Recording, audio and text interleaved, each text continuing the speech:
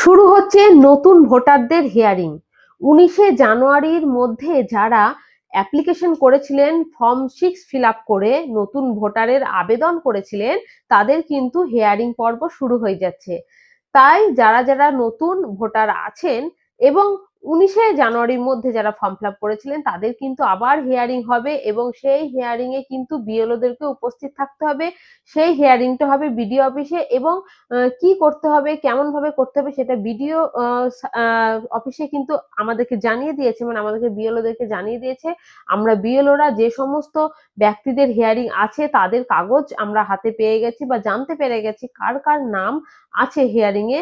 সেই সমস্ত ব্যক্তিদেরকে আমরাই কিন্তু জানিয়ে দেব যে কি কি করতে হবে, কোন কোন কাগজ লাগবে, সেগুলো নিয়ে তাদেরকে আমাদেরকে সঙ্গে নিয়ে বিডিও অফিসে যেতে হবে। তাদের কিন্তু এবার হিয়ারিং পর্ব শুরু হচ্ছে এবং হিয়ারিং এর পরে কিন্তু তাদের নামটাও ফাইনাল লিস্টে এশায়ারে চলে আসার চান্স আছে 99%। আমি যেমন বলেছিলাম ভিডিওতে ঠিক সেই মতনই কিন্তু কাজ হচ্ছে।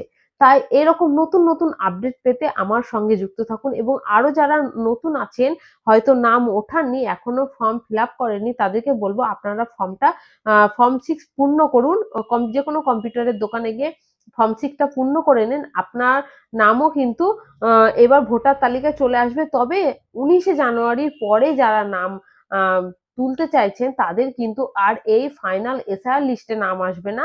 তাদেরটা এর পরের যে লিস্ট থাকবে সেই লিস্টে নাম আসবে, কিন্তু ফাইনাল এসআইআর লিস্টে আপনার নাম থাকবে না।